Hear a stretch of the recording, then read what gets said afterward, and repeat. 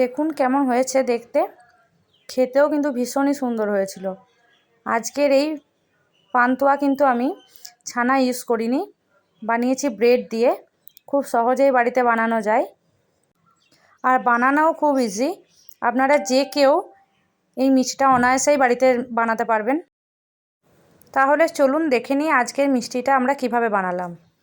এখানে আমি 1 প্যাকেটের মতো ব্রেড নিয়েছি আর ব্রেডের ধারগুলো যে লাল অংশটা থাকে ওটাকে ছুরি দিয়ে কেটে দিয়েছি।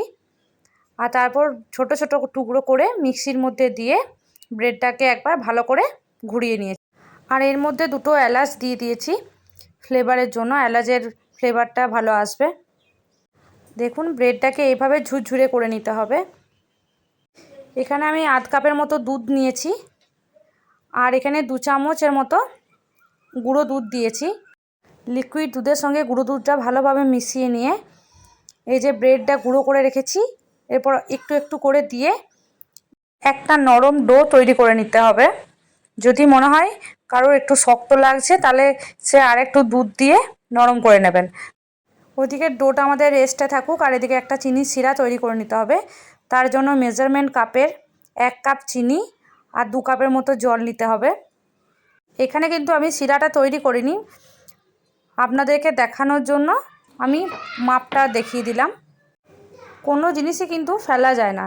আগের দিন রসমালাই করে যে রসটা রয়ে গেছিলো ওইটাতেই আমি বানিয়ে নিয়েছি। আপনারা যদি রসমালাইটা ট্রাই করে থাকেন তাহলে ওই রসটাতেই এটাও হয়ে যাবে।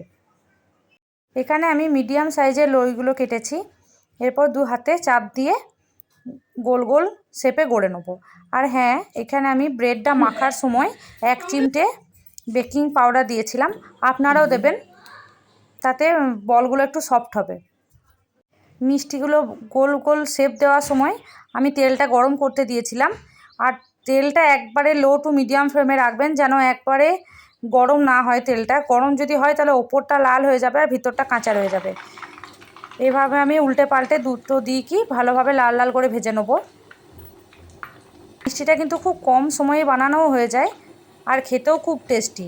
এটা দোকান থেকে কেনা না বাড়িতে বানিয়েছেন দেখে কিন্তু বোঝার কোনো উপায় নেই।